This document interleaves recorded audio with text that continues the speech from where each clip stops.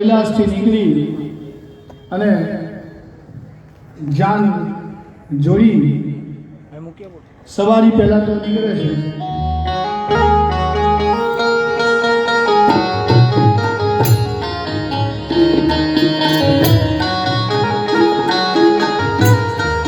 હવે જાન તો નીકળી પણ જાનની અંદર જાનૈયા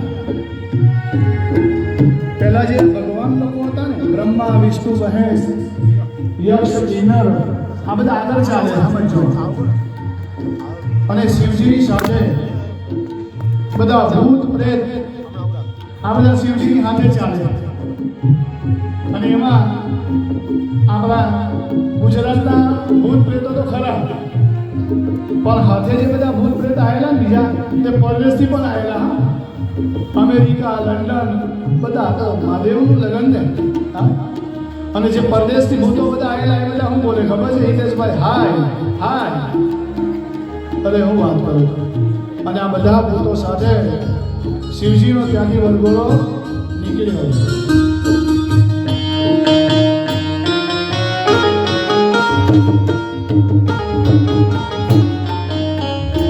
આવી આવી છે જમરી જાન શિવજી પરણે છે.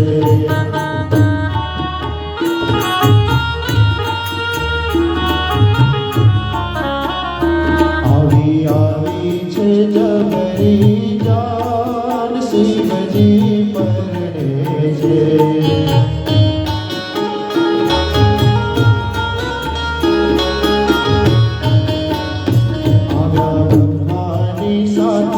ભગવાન શિવજી પરણે છે.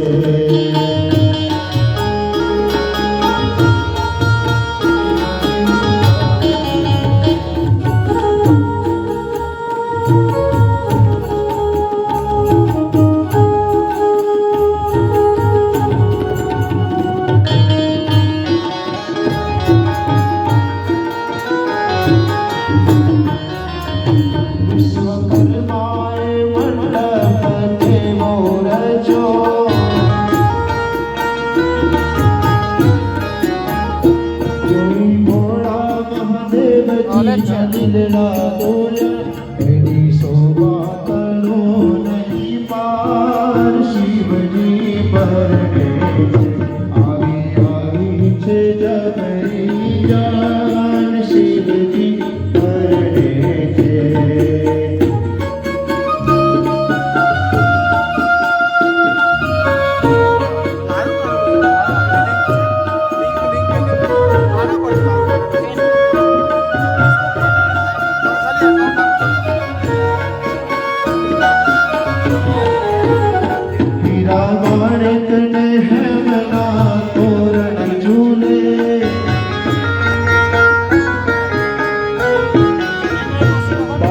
મંડપ એવા મોગા મૂલનો દેવગીરી કરે છે સન્માન શિવજી પરણે છે. આવી આવી છે જમરી જાન શિવજી પરણે છે. ઓ શિવજી પરણે છે. ઓ શિવજી પરણે છે. શિવજીની જાન મંડપે આવી બધા જે દેવો હતા આગળ જઈ ખુરશીમાં જઈને ગોઠવાઈ ગયા અને ભૂત પ્રેત સાથે વરરાજા તોરણે આવીને ઊભા અને એમની સાસુમાં એમને ફોંકવા આવ્યા અને સાસુમાં સુનૈનાએ આ સ્વરૂપ જોયું શિવજીનું કે ગળામાં હાપોલિયા વાઘ ચર્મ આવા વરરાજાને મારી દીકરી પરણાઈશ. સુનૈના જેવા પોકવા ગયા ને ત્યાં જ મૂર્છિત થઈ ગયા અને મૂર્છિત થઈને પડ્યા મંડપમાં. હવે મહાદેવજી તો સુનૈના ત્યાં પડ્યા. મહાદેવજી તો ભાંગમાં અને સમાધિમાં જ રહે. મહાદેવજીને કહ્યું કે આ બેન કોણ પડી ગયા? તો કે બેન નહીં, તમારા સાસુ છે. એમને શું થયું કે આવો દુલ્હો દેખે તો પછી કઈ હાવું એને પોંકે કહો હા વરરાજાની કંઈક સારો જોઈએ ને સમોવરીઓ હવે 1 મહિના લગીને પેલા એની મૂર્છા ઉતરી નહીં 1 મહિને જ્યારે મૂર્છા ઉતરી ત્યારે સુનૈનાને બધાએ સમજાવ્યા કે તમે આ વરરાજાને પોકો આ તમારા પાર્વતી માટે આખા 4 લોકમાં આ એક જ વરરાજા એવો છે કે એને પરવી શકશે અને એ વરરાજા એના માટે જ આવ્યા છે અને તમારી પાર્વતી પણ એ વરરાજા માટે જ જન્મેલી છે શિવજી માટે ત્યારે આ રીતના એ લોકોનું સમાધાન થયું અને એ શિવજીનો વિવાહ સંપન્ન થાય છે હવે તમે વિચારો કે 1 મહિનો જે શિવજી ઉભા રહ્યા ને એ આ ધનારક અને મીનારક તમે જે કહો છો ને એ અત્યારે કયો મહિનો ચાલે એ જ ચાલે છે ધનારક શિવજીએ નક્કી કર્યું કે જો મારું 1 મહિના લગી ના થયું લગ્ન તો હું કોઈને પહેરવા નહીં દઉં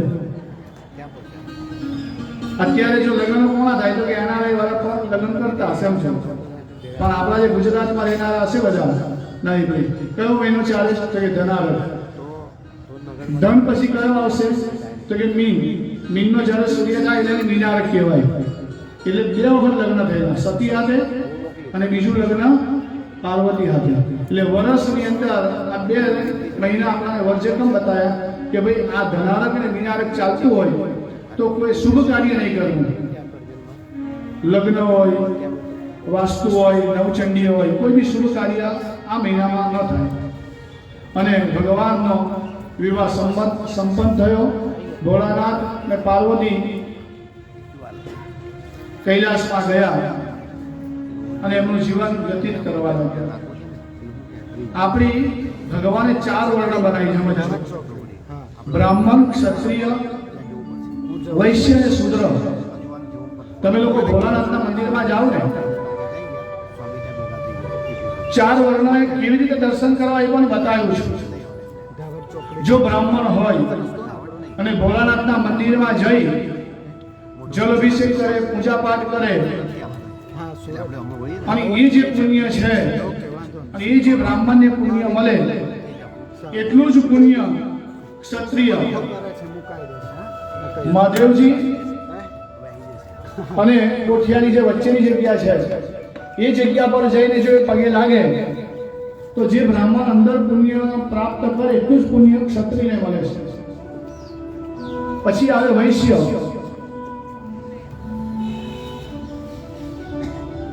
વૈષ્ણવોને જે જગ્યા પર નંદી હોય ને જે જગ્યા પર ગંડ મહાદેવ હોય એ બેની વચ્ચેની જગ્યા પરથી વૈશ્ય જો નમસ્કાર કરે તો બ્રાહ્મણ જે અંદર પૂજા કરતો હોય એને જેટલું પુણ્ય મળે એટલું એ નમસ્કાર કરવાનું ફળ મળે અને છેલ્લા શૂદ્ર કાસ્ટે ગભરાવાની જરૂર નથી મંદિરની બહાર ખાલી શિવજીની ધજાના દર્શન કરે તો જે બ્રાહ્મણ અંદર પુણ્ય મળતું હોય બ્રાહ્મણની પૂજા કરવાથી એટલું જ પુણ્ય પેલાને પ્રાપ્ત થાય છે અને હું તો જોઉં છું ઘણા બહેનો અંદર જાય ને મંદિરમાં તો મહાદેવને માથા પછાડે શું કરે જો ટાઈમના પીરિયડ ચાલતા હોય ને તો ભોળાનાથને સ્પર્શ ન કરશો પગે લાગી લેશો એટલે તમને ફળ મળવાનું જ છે પણ તમે કમ માનો છો મને તો ખબર નથી પડતી એમ જો ભગવાનને તમારાથી સ્પર્શ થતો હોત ને તો જ્યારે તમારે ગૌરી વ્રત આવે છે ત્યારે મહાદેવના લિંગ કરવા બનાવો તમે જુદા પેલા પ્રત્યક્ષને ન પૂજાય તો એટલું તો તમને બધાને ખબર છે કે ભાઈ બને આ 4 વર્ણ માટે સમજાઈ ગયો ખાસ મહાદેવ માટે કે કોઈ પણ દેવ મંદિરમાં આગળ જવાની કે પરાપરી કરવાની કોઈ જરૂર જ નથી મેં આજે 4 જગ્યા બતાવી ત્યાંથી દર્શન કરી લો તો તમને એટલું જ પુણ્ય પ્રાપ્ત થવાનું છે ને સાથે સાથે બીજી એક વાત બતાવી દઉં કે બ્રાહ્મણ સિવાય કોઈ પણ વર્ણ હોય તમે કોઈ પણ દેવનું નામ જો લેતા હોય ને તો ઓમ ના બોલતા ઘણા કે ઓમ નમઃ શિવાય પણ ઓમ બોલવાનો અધિકાર શિખર સૂત્ર વાળાને છે જે બ્રાહ્મણ હોય એ જનોઈ પહેરતા હોય સૂત્ર એટલે અને શિખા રાખતા હોય જેને વેદ ભણવાનો અધિકાર છે એ લોકો ઓમ બોલી શકે તમારા દરેક બહેનો બ્રાહ્મણની વેણી હોય હિમ નમઃ શિવાય બોલજો રીમ નમો ભગવતે વાસુદેવાય, રીમ જય સ્વામિનારાયણ. રીમ જે છે ને એ બીજ છે. તમે ખેતી કરતા હોય પણ એમાં બીજ જોતા આવો છો, ઓમ નમઃ શિવાય બોલતા હશો, પણ આજથી તમારે ચેન્જ કરવું હોય તો કરજો. ચાણોદની કથા મારા બન્યું. અમદાવાદથી એક બેન અમારા ચાણોદની અંદર આખો મહિનો શ્રાવણ મહિનો કરવા આવે, એ ડોશીમાં જાતે લીલી ચડાવે અને એક બાજુ અમે હું ચડાવું. પટેલ હતા. ઓમ નમઃ શિવાય, ઓમ નમઃ શિવાય રોજ બોલે ને મારા કાનમાં અવાજ આવે. પછી એક દિવસ માંથી રહેવાયું ના, એટલે મેં બેનને કહ્યું કે બેન, તમારાથી ઓમ નમઃ શિવાય ના બોલાય, તમે બોલો રીમ નમઃ શિવાય.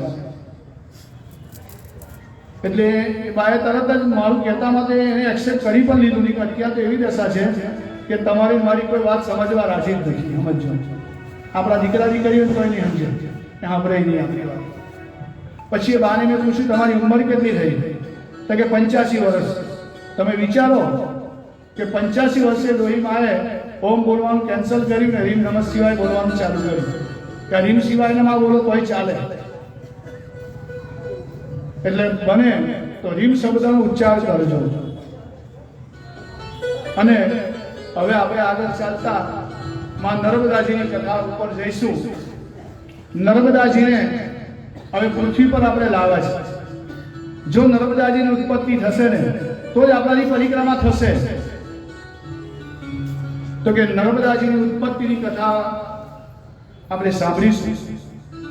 તો કે નર્મદા માતાની ઉત્પત્તિ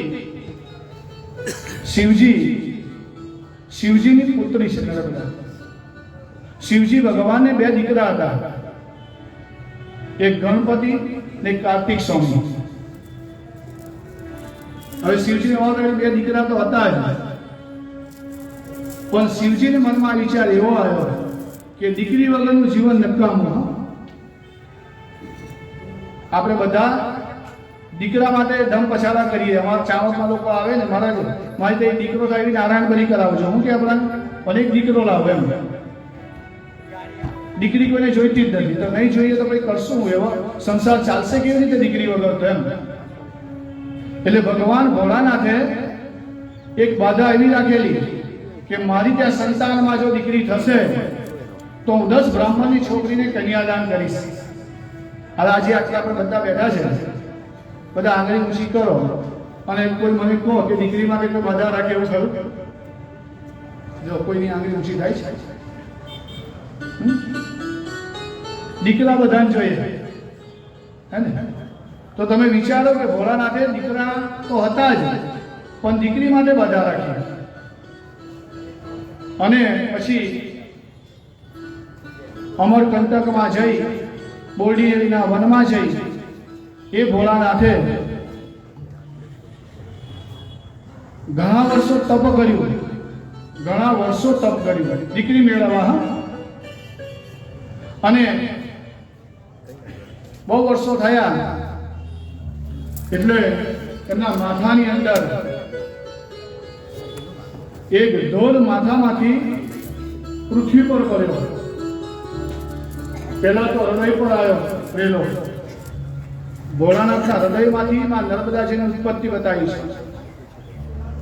ભોળાનાથના પરસેવો એમના હૃદય પર પડ્યો ને હૃદય પરથી જે પરસેવો નીકળ્યો અને જે રેલો નીકળ્યો અને જેવી એમની સમાધિ તૂટી ને ત્યાં ગઈ એમને એક કન્યાના દર્શન થયા. એ કન્યામાં નર્મદા કહેવાય. આ રીતે માં નર્મદાજીની ઉત્પત્તિ બતાવી કે શિવજીના પરસેવમાંથી માં નર્મદાજીની ઉત્પત્તિ છે. ત્યારબાદ એ નર્મદાજીએ શિવજીને 10 વર્ષ લગીને શિવજી પાસે બેસી અને એમને તપ કર્યું અને મહાદેવજીની સમાધિ છૂટી ને મહાદેવજીને કહેવા લાગ્યા કે તમે મને વરદાન આપો. મહાદેવજીએ કહ્યું તું પૃથ્વી પર વહે. તો કે વહીશ તો ખરી જ, પણ તમે મને વરદાન અમુક આપો. તો કે કયા વરદાન? તો કે મારી મેં લોકો સ્નાન કરે તો તાત્કાલિક એના પાપોમાંથી મુક્ત થાય. બ્રહ્મ હત્યા, બાળ હત્યા આવા જે કંઈક હત્યાઓ લાગી હોય એ મારા જળમાં સ્નાન કરવાથી બધી હત્યાઓમાંથી મુક્ત થાય. મારી અંદર જેટલા કંકર છે એ બધા શંકર થાય. અત્યારે કહેવત છે કે જેટલા કંકર એટલા શંકર. મહાદેવજીનો તમે જો શિવલિંગ ઘેર લાવો ને તેમાં પ્રતિષ્ઠા કરવાની જરૂર નથી, પણ આમાં ચાણસમાં ઘણા લોકો આવે ને તો આવો મોટો શિવલિંગ ફરે પથરો, અને પથરો કે હું કે અને પથરો થઈ જાય છે ખરાબ, પણ તેની પૂજા ના કરે. ઘેરે જઈને પછી લસણની ચટણી વાટે. હલા આ ચટણી વાટવાનો પદ્ધતિ પહેલા તમે બતાવી જશો. હવે ભગવાન કરે છે ચટણી વટાવીએ આપણે, બીજે ત્રીજે દિવસે તો ઘેર મૂકવા આવવું પડે. તઈ ચાણસમાં પાછો પથ્થર. એટલે બોલે છું કે કોઈક વખત ચાણસ લઈને આવી ગયા હોય તો પછી એના ચટણી માટે પથ્થરનો યુઝ કરતા નહીં, એને પૂજામાં મૂકજો. એટલે જેટલા કંકર એટલા શંકર કહેવાય. અને આ બધું ભગવાને કહ્યું તથાસ્તુ. પછી પૃથ્વી ઉપર માં નર્મદાજીએ ઉત્પત્તિ થઈને પૃથ્વી ઉપર માં નર્મદાજી વહેવા લાગ્યા. અને એક નર્મદા જેવી નદી કે તે ઉભયતટ પાવીની બતાવી. ઉભયતટ એટલે શું? તો કે બંને કિનારા જેના પવિત્ર છે.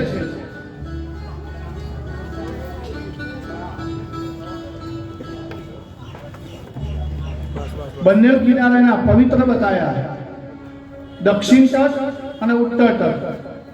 હવે જે નદીના બંને કિનારા પવિત્ર હોય એ નદીની પરિક્રમા થાય. એટલે આપણે બધા હવે આ નર્મદાની પરિક્રમા કરવાના છે. તો કે જે જગ્યા પર નર્મદાજીની ઉત્પત્તિ થઈ એ પર્વતનું નામ છે અમરકંટક. હવે અમરકંટક એ નામ કેવી રીતે પડ્યું? તો કે અંબરા છે, અમરાઓ. અમર એટલે દેવો. અત્યારે બધા દેવો અમર સમજી લો, પણ એક વખત શિવજીએ પાર્વતીને કહ્યું કે તમે આ બધા દેવોને મારી નાખો. હવે આવું વાક્ય સાંભળ્યું, પાર્વતીએ કહ્યું કે બધા દેવોને મારાથી ના મરાય અને આ કામ નહીં કરું. એટલે શિવજી ક્રોધમાં આવી ગયા કે પાર્વતીને ખખડાવવા લાગ્યા કે તું આ કામ કેમ નહીં કરે. એટલે પાર્વતીએ મહાકાળીનું રૂપ લીધું અને જે આકાશની અંદર બધા દેવો હતા એ બધા દેવોના કટકા કર્યા. અને એ કટકા થઈને આ મેકલ પર્વત જે હતો ત્યાં આગળ બધા કટકા પડ્યા. એટલે એ પર્વતનું નામ એક પડ્યું અમરકંટક. કટકા થઈને પડ્યા એનું નામ અમરકંટક પડ્યું. અને દીકરી જ્યાં મોટી થઈ એટલે મેકલ રાજા, એ મેકલ રાજાએ એક શરત મૂકી કે મારી દીકરીને નર્મદાના લગ્ન મારે કરવા છે, પણ જે માણસ ગુલાબ કાવલીનું ફૂલ લઈને આવે એની સાથે હું મારી દીકરીને પરણાવું. આવી શરત મૂકી. વર્ષો વ્યતીત થયા. એક સોનભદ્ર નામનો રાજા નો દીકરો, એ સોનભદ્ર આ ગુલાબ કાવલીનું ફૂલ લાવી અને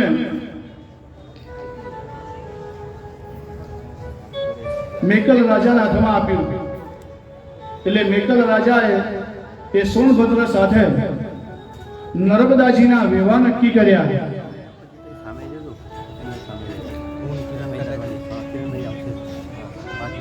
નર્મદાજીની સાથે મેકલ રાજાના લગ્ન નક્કી કર્યા.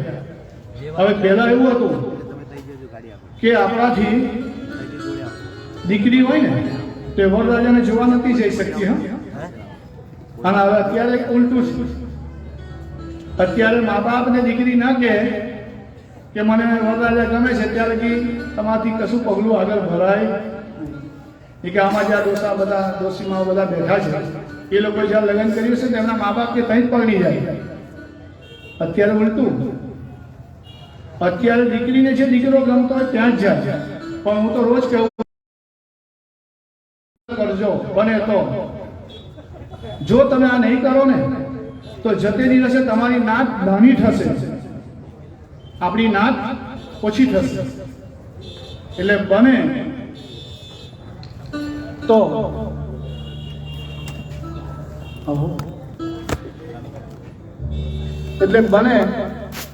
આપણી નાતમાં જ લગ્ન કરવું બસ. એટલે ગુલાબ કાવલીનો ફૂલ લાયા અને શંકર નર્મદા મનોમન સોનભદ્રને માનવા લાગી. પછી એ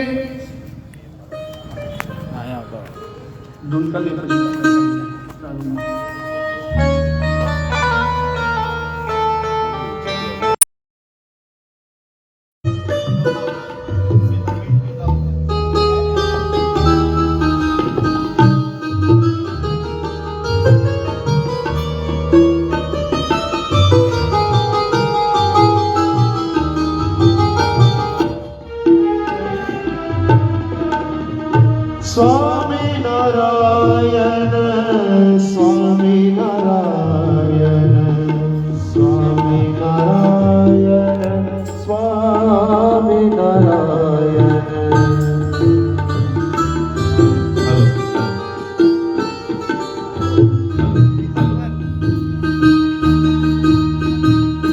સ્વામિનારાયણ સ્વામિનારાયણ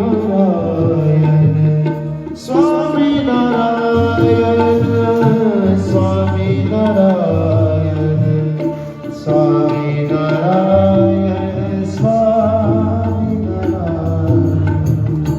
વાલા ભક્તજનો, આપણી નર્મદા જ્ઞાન ગાથાની અંદર આજે વડતાલથી અમારા સૌ સંતોના અગ્રણી સંત, સમસ્ત સત્સંગ સમાજના અગ્રણી એવા પરમ પૂજ્ય શાસ્ત્રી સ્વામી નૌતમ પ્રકાશદાસજી સ્વામી આપણી કથાની અંદર પધાર્યા છે. એકવાર જોરદાર તાળીઓના નાદથી આપણે સંતોનું સ્વાગત પૂજન કરીએ.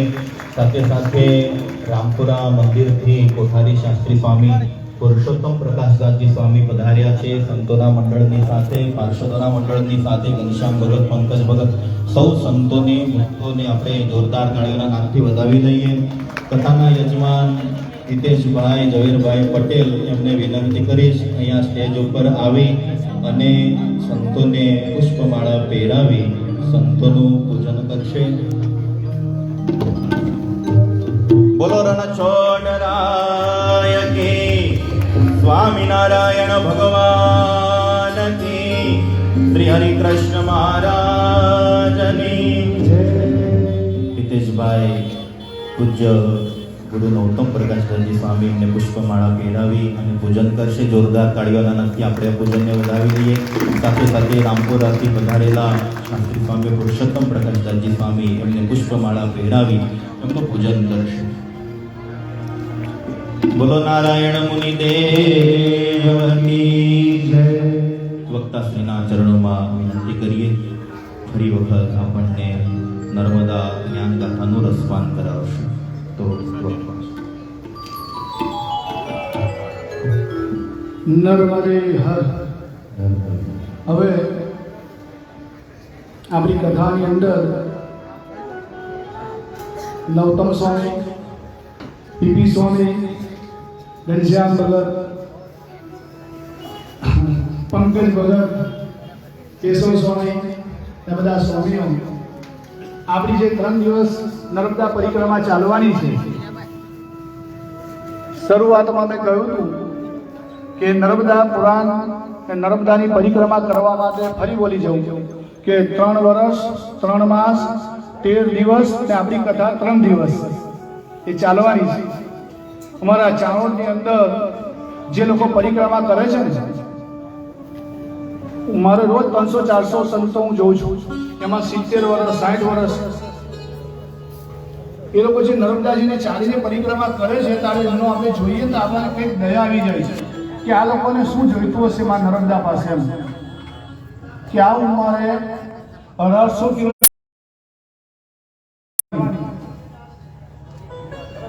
આપણી નર્મદા પુરાણની કથામાં જે સ્વામીઓ પધાર્યા, હું મારા મનથી એ લોકોને નર્મદે હર કહું છું અને નર્મદા માતા એમને કાયમ માટે સદાય હસતા રાખે એવી નર્મદાજીને હું પ્રાર્થના કરું છું. નર્મદા માતાની ગુલાબ કાવલીનું ફૂલ લાયા સોનભદ્ર, એટલે એની સાથે લગ્ન નક્કી કરવામાં આવે છે. નર્મદાજીને મનોમન થયું કે મારા સ્વામી કેવા હશે, એટલે એક દાસીને બોલાવી. એ દાસીનું નામ જુહિલા હતું. એ જુહિલા દાસીને બોલાવી અને જુહિલા દાસીને માં નર્મદાજીએ કહ્યું કે મારા માટે લગ્ન માટે જે સોનભદ્ર નામના રાજાનો દીકરો નક્કી કર્યો છે, એ દીકરો કેવો છે એ મારે જોવું છે. એટલે તું એનો મારા માટે સંદેશો લઈને જા. દાસી જુહિલાએ કહ્યું કે હું જઉં ખરી, પણ હું આવા ફાટલા કપડાં પહેરીને નહીં જાઉં. એટલે નર્મદા માતાને કહ્યું નર્મદાજીને કે તમે તમારા વસ્ત્રો મને આપો, આભૂષણ આપો. અને એ આભૂષણો યુક્તિપૂર્વક જુહિલા દાસીએ ધારણ કર્યા. અને એ ધારણ કર્યા પછી એ જુહિલા દાસી સોનભદ્ર પાસે ગયા. એટલે સોનભદ્રને થયું, મનોમન એમણે નક્કી કર્યું કે આ નર્મદા જ લાગે છે. એટલે જુહિલા દાસીના પ્રેમમાં પડી ગયા. આ બાજુ નર્મદાજીને ચિંતા થઈ કે મેં જે દાસીને મોકલી હતી મારો સંદેશો લઈને, એ દાસી તો જો આવી ના. એટલે પ્રત્યક્ષ પછી નર્મદાજી સોનભદ્ર પાસે જાય છે. અને રાજા પાસે જ્યારે નર્મદાજી ગયા તો એ જુહિલા અને સોનભદ્ર બે પ્રેમમાં પડેલા. નર્મદાજીએ જોયું કે આતા જુહિલા દાસી સોનભદ્રના પ્રેમમાં પડી ગઈ. અને નર્મદાજીએ ત્યાંથી નક્કી કર્યું કે હવે હું બંગાળની ખાડીમાં નહીં વહું, સીધા અરબી સમુદ્રમાં એમણે આખો પ્રવાહ ચેન્જ કરી નાખ્યો. અને અમરકંટકથી નીકળી ને ભરૂચ ભારભૂજ પાસે દરિયામાં એમનો સંગમ થયો. અત્યાર પણ નર્મદામાં તમે રાત્રે આવો ને તો નર્મદાજીનો કરુણ અવાજ આવે છે. નર્મદા માતાએ નક્કી કર્યું કે હવે આ જિંદગીમાં હું લગ્ન નહીં કરું. નર્મદા એ કુંવારી કન્યા છે. આજની તારીખે ખરખર ખરખર અવાજ આવે, રાત્રે તમે આવો ને તો નર્મદાજીમાં કરુણતાનો અવાજ બતાવ્યો છે. અને એ નર્મદાજીએ લગ્ન નહીં કરવું એવી ટેક લીધી. ને ત્યાર પછી માં નર્મદાની કથા આપણે આગળ લઈશું. પણ ગૌતમ સ્વામી આવ્યા છે, કંઈક એમના મુખારવિંદમાંથી બે શબ્દ આપણે ઝીલીએ. સાંભળવી છે? Okay okay. તો નર્મદાજી એક કન્યા છે. શાસ્ત્રમાં કહ્યું કે દીકરી છે ને કે વાલમાં દરિયો છે. દીકરી જ્યારે પિતાના ઘેરથી લગ્ન કરીને જાય અને દીકરીને વરાવાની વિદાય આવે ને ત્યારે દીકરી બે હાથ હોય એના થાપા મારે છે. એ કન્યા એના પિતાને કહે છે કે હવે આ ઘર પ્રત્યે મારું કશું રહ્યું નથી, આપણે નવો દસ્તાવેજ કરવા જઈએ તો અંગૂઠાનું નિશાન મુકાવે. પણ દીકરી તો તમે જુઓ, એ દીકરી જ્યારે બાપનું ઘર છોડતી હોય છે ત્યારે બે હાથના પંજા મારીને ઘરને પગે લાગીને માંડવો વઢાવીને કહી દે કે હે પિતાજી, હવે આ ઘર પ્રત્યે મારું કંઈ છે નહીં. એમ કહીને દીકરી આગળ નીકળી જાય છે. દીકરી જ્યારે મંગળ ફેરા ફરતી હોય ને ત્યારે એ 4 ફેરા બતાવ્યા: ધર્મ, અર્થ, કામ અને મોક્ષ. એ 4 ફેરાની અંદર છેલ્લો ફેરો મોક્ષનો બતાવ્યો છે. આપણા ઘરમાં દીકરી હોય, એ દીકરી સંતાન પેદા કરે, એ સંતાન પિંડાણ મૂકી ને એના 71 પેઢીને ટાળતા હોય છે. એટલે કહેવામાં આવ્યું છે કે દીકરી હોય એ બહુ લાડકવાળી હોય. દીકરી મારી લાડકવાળી, લક્ષ્મીનો અવતાર.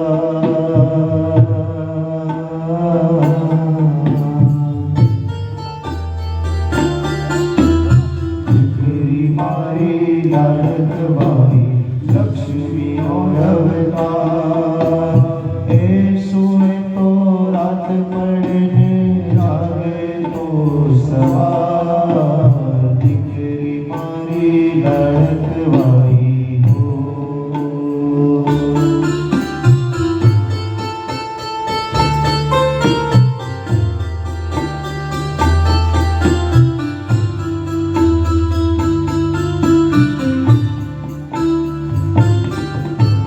દીકરી તારા વારનો દરિયો જીવન ભર છલકાર પામતા જીવન માત પિતાનું ધન્ય થઈ જાય એક જ સ્વીટમાં તારા ચમકે મોતીડા હજાર દીકરી મારી લાડકવાઈ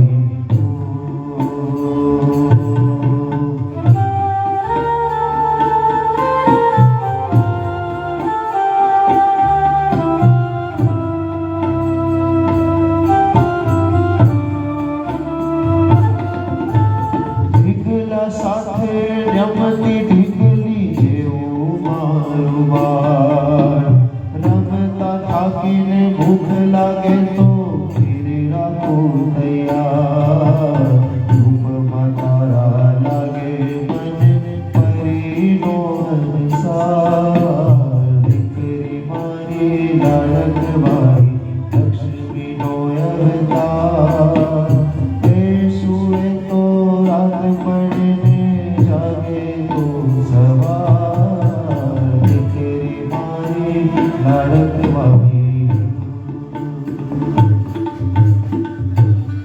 હવે નર્મદાજીની કથામાં પહેલો સંગમ એ સંગમ કપિલા નદી અને નર્મદા નદી આ બે નદીનો સંગમ પહેલો જ બતાવ્યો છે તો કે કપિલા નદી જે છે ને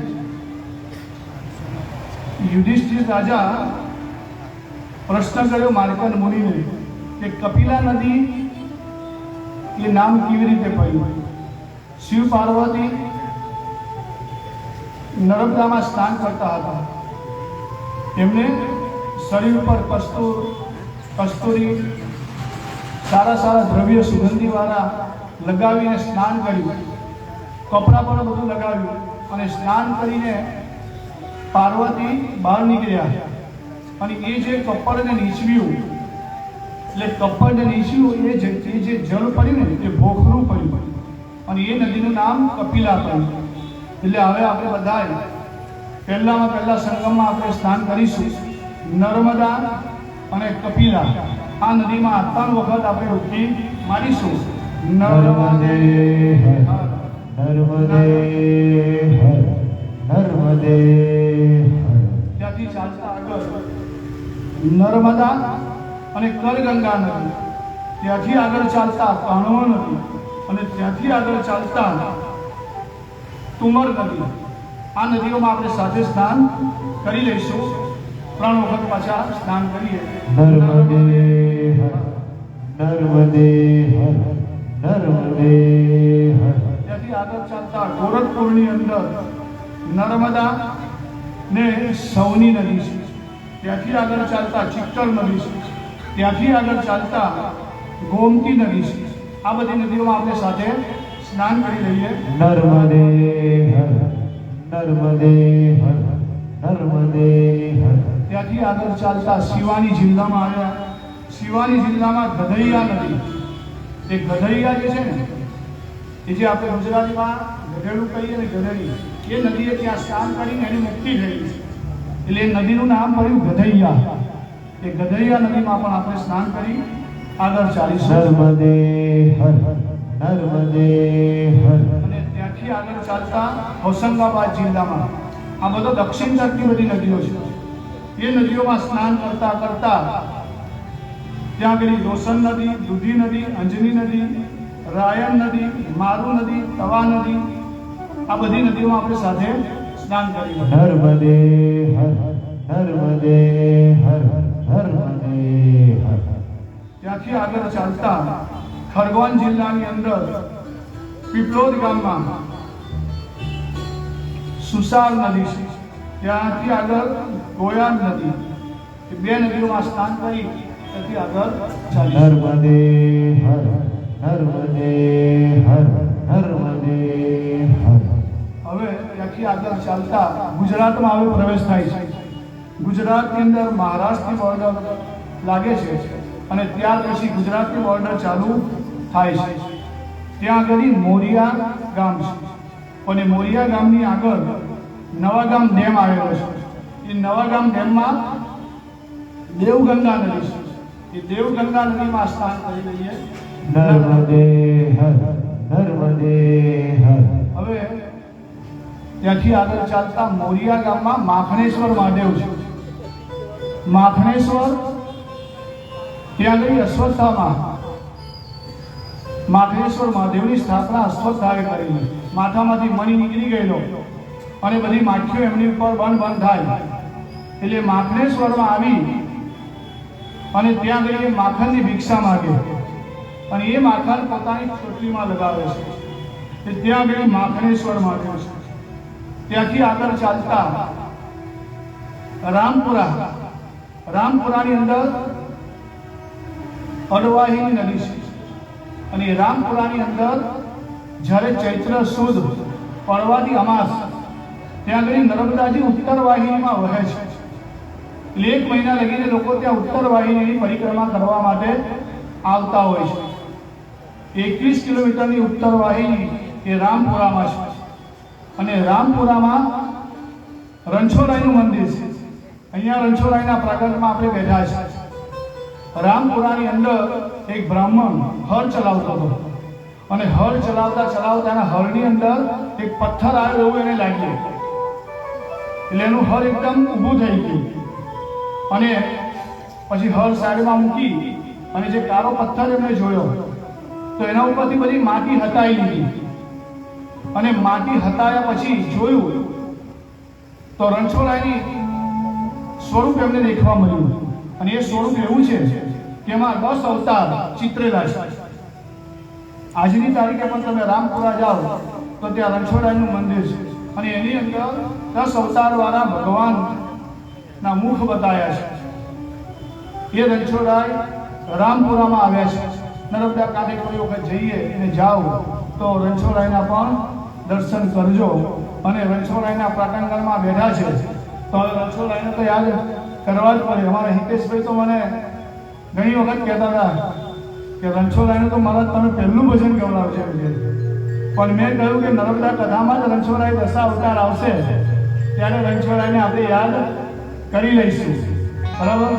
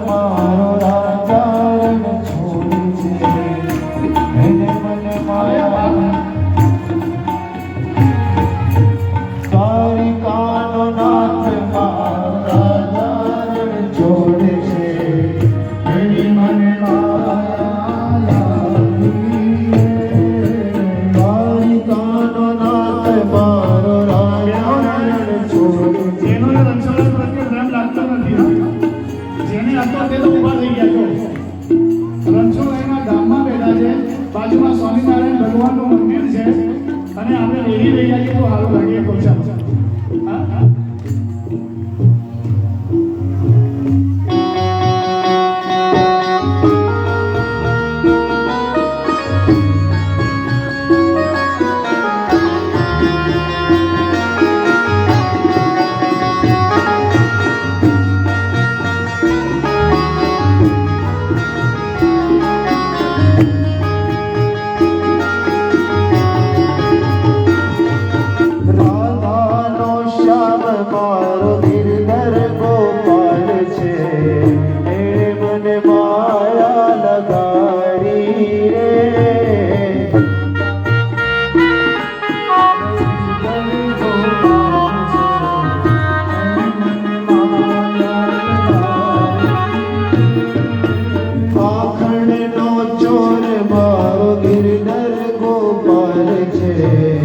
એણે મને માયા લગાડી રે.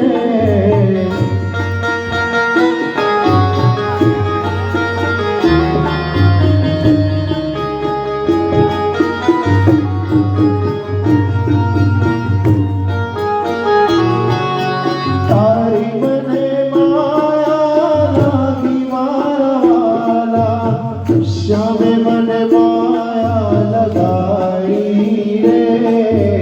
અમર કંઠમાં રહેતી મારી નર્મદા છે, એની મને માયા લાગી રે. અમર કંઠમાં રહેતી મારી નર્મદા છે, એની મને માયા લાગી રે. અમર કંઠમાં રહેતી મારી નર્મદામાં છે, એની મને માયા લાગી રે. અમર કંઠમાં રહેતી મારી નર્મદામાં છે, એની મને માયા લાગી રે. શિવજીની પુત્રી મારી નર્મદામાં છે, એની મને માયા લાગી રે. શિવજીની પુત્રી મારી નર્મદામાં છે, એની મને માયા લાગી રે. એની મને માયા લાગી મારી માં છે, એની મને માયા લાગી મારી માં છે. એની મને માયા લાગી રે. એની મને માયા લાગી રે. એકલ રાજાની પુત્રી નર્મદામાં છે, એની મને માયા એકલ રાજાની પુત્રી મારી માં છે, એની મને માયા લાગી છે. એની મને માયા લાગી મારી માં છે, એની મને માયા લાગી મારી માં છે. એની મને માયા લાગી રે. એની મને માયા લાગી રે. માર્કંડ મુનિની સાથે રહેતી મારી માં છે, એની મને માયા લાગી રે. માર્કંડ મોદીની સાથે રહેતી મારી માં છે, એની મને માયા લગાઈ રે. એની મને માયા લાગી રે. એની મને માયા લાગી રે. મગરની સવારી કરતી નર્મદામાં છે, એની મને માયા લાગી રે. મગરની સવારી કરતી નર્મદામાં છે, એની મને માયા લાગી રે. એની મને માયા લાગી રે. એની મને માયા લાગી રે. સહજાનંદ સ્વામી મહારાજ કી જય. ઘનશ્યામ મહારાજ કી જય. નમઃ પાર્વતી પતય. હર હર મહાદેવ હર. સુંદર મજાની નર્મદા પુરાણની કથા વક્તા મહોદય શ્રી જીતેન્દ્રભાઈ જોશી બટુક મહારાજ આપણને સંભળાવી રહ્યા છે.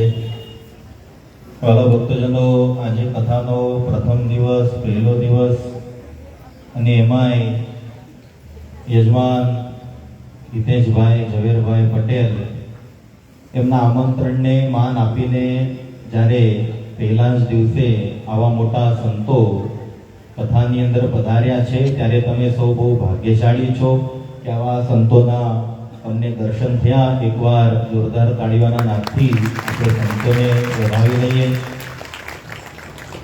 અમારે વડતાલથી સત્સંગ મહાસભાના પ્રમુખ શ્રી શાસ્ત્રી સ્વામી નૌતમ પ્રકાશનાથજી સ્વામી સૌ સંતોના અગ્રણી સંત છે.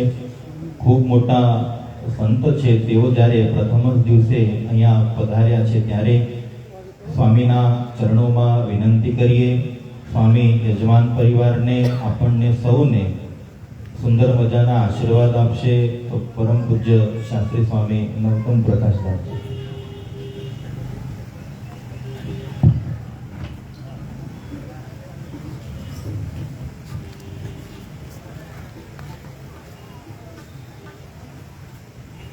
करारविन्देन पदारविन्दम् मुखारविन्दे विनिवेशयन्तम् वटस्य पत्रस्य पुटे शयानम् बालं मुकुन्दं मनसा स्मरामि. श्रीकृष्ण गोविन्द हरे मुरारी हे नाथ नारायण वासुदेव. जिह्वे पिबस्वामृतमेतदेव गोविन्द दामोदर माधवेति. गोविन्द दामोदर माधवेति. श्री द्वारिकाधीश नर्मदा मैया की.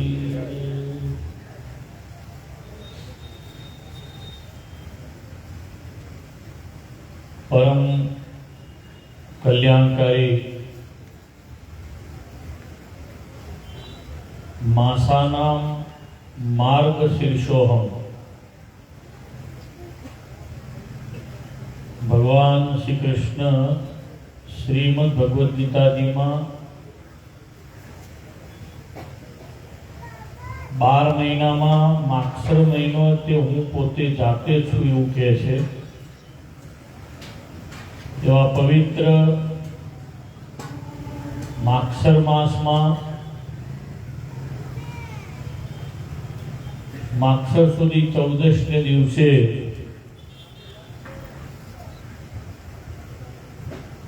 કરજણ ગામમાં આજે તારીખ 25/12/2023